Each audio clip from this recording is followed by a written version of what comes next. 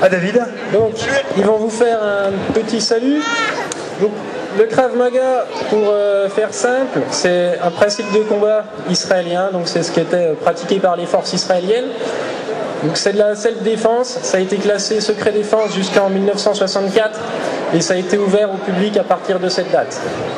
Voilà, donc vous allez voir des techniques de percussion, des techniques de clé, de préhension et des moyens d'amener. Donc sur une attaque d'un direct arrière, vous voyez blocage, frappe et emmener au sol avec contrôle.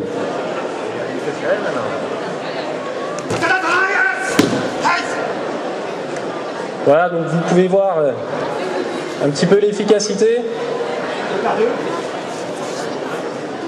Un petit travail 2 par 2, ils vont nous faire les mêmes techniques. Relevez. Attendez le temps. Relevez. Donc là, dans la démonstration, il y a des gens qui sont seulement venus s'inscrire l'an dernier. Il n'y a pas besoin de beaucoup d'expérience pour réussir à faire ce qu'ils vous montrent. Hein. En quelques mois de pratique, on peut réussir ces techniques.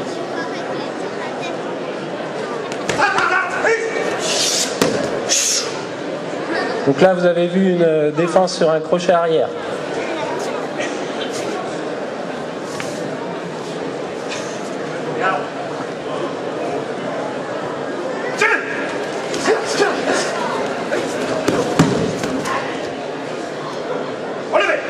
Voilà, donc à chaque fois, vous avez peut-être remarqué, il y a des finitions qui sont différentes. Ça, c'est pourquoi ? Parce que c'est personnel. Si la personne, elle veut se défendre, il faut qu'elle réussisse à faire quelque chose de personnel et pas quelque chose de forcément dicté. C'est naturel, en fait.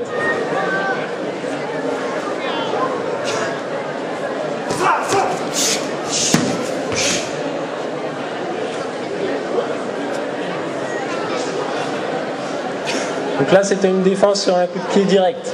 Vous allez voir l'application tout de suite 2 par 2.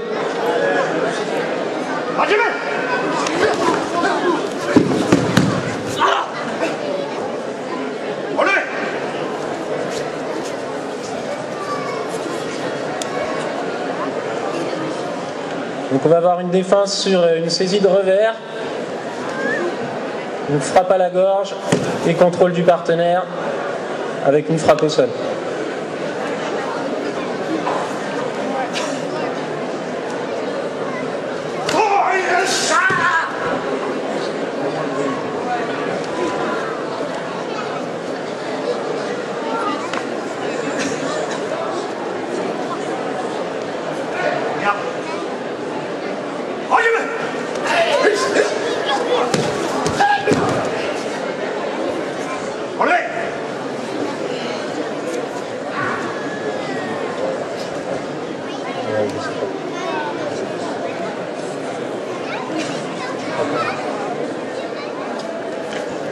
Donc là, on va avoir une défense sur un encerclement au niveau du tronc, donc avec l'agressé qui a les mains libres.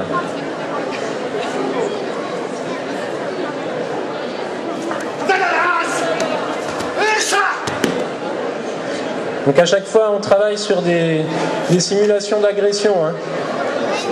Toutes les attaques faites par l'agresseur, c'est des choses qui peuvent vous arriver dehors. On n'espère pas, bien sûr, mais...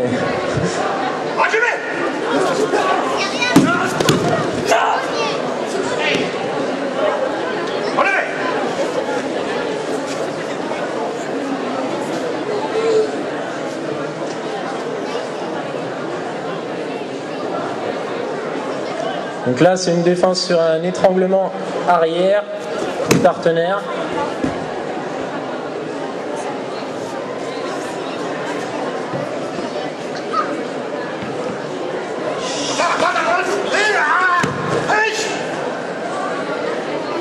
Donc pour ceux qui connaissent un petit peu, vous pouvez voir qu'il y a des percussions et il y a des frappes qui sont issues du karaté, qui sont issues de la boxe, qui sont issues du kung-fu, qui sont issues un petit peu de tous les sports de combat. Et il y a des techniques aussi de préhension qui sont utilisées en Yosekan, qui sont utilisées en judo, en aïkido aussi, puisqu'on se sert de la force de l'adversaire. Le but, je vous rappelle, étant de savoir se défendre sur n'importe quel type d'adversaire. Vous pouvez très bien avoir un agresseur qui fasse 120 kg et 2 mètres de haut.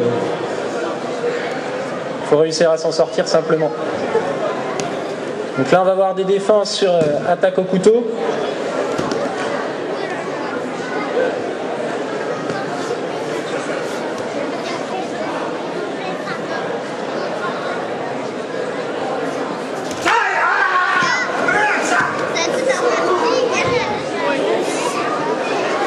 Donc vous pouvez voir que sur tout ce qui est travail de couteau, à chaque fois, il faut essayer de garder la lame vraiment loin de soi pour ne pas se faire couper. Le danger principal, on l'oublie souvent, dans la pratique des arts martiaux, quand on travaille sur une agression au coup de couteau, souvent on bloque et puis ensuite on se met à frapper l'adversaire mais en oubliant qu'il a un couteau. Le premier danger, c'est le couteau, donc c'est vraiment ça qu'il faut chercher à se préserver.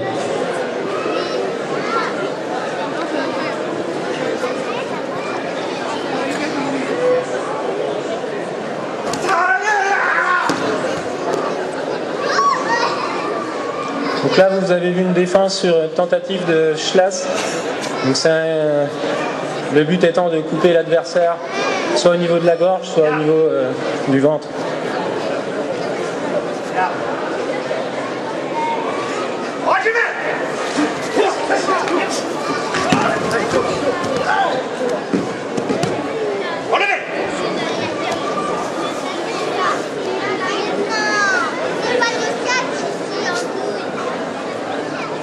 Donc on va avoir une défense sur un pic au couteau.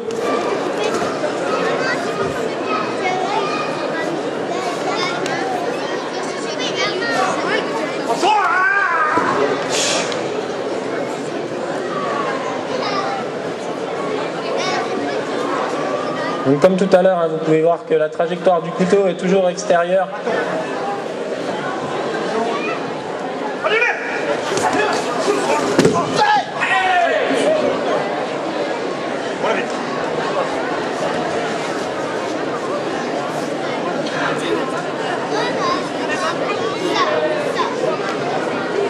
Donc on va vous présenter maintenant un petit travail sur une attaque au bâton qui simule en fait une batte de baseball.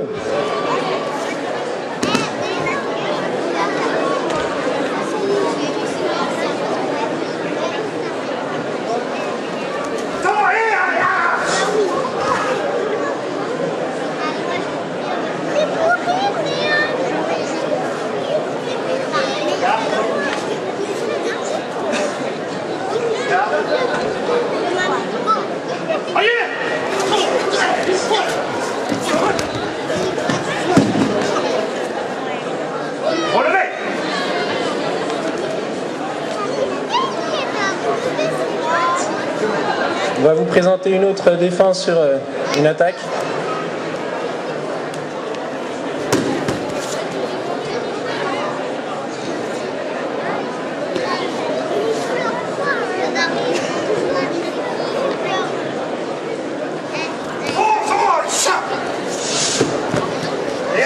Donc là, comme vous pouvez voir, il a récupéré le bâton et il a immobilisé son agresseur au sol directement. Donc c'est des techniques qui peuvent être faites par des forces de l'ordre, par des gens de la sécurité, même par des civils.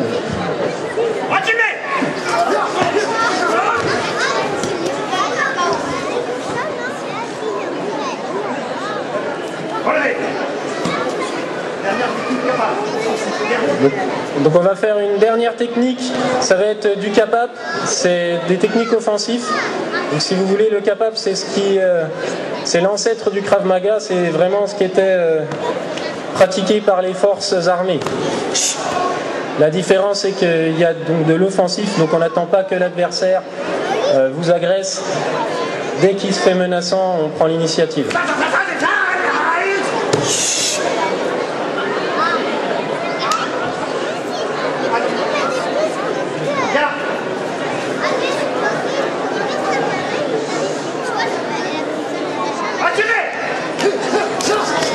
Donc les premières frappes que vous pouvez voir, en fait, c'est pas vraiment des frappes, c'est uniquement pour désorienter un petit peu l'adversaire, pour pas qu'il réagisse à la suite.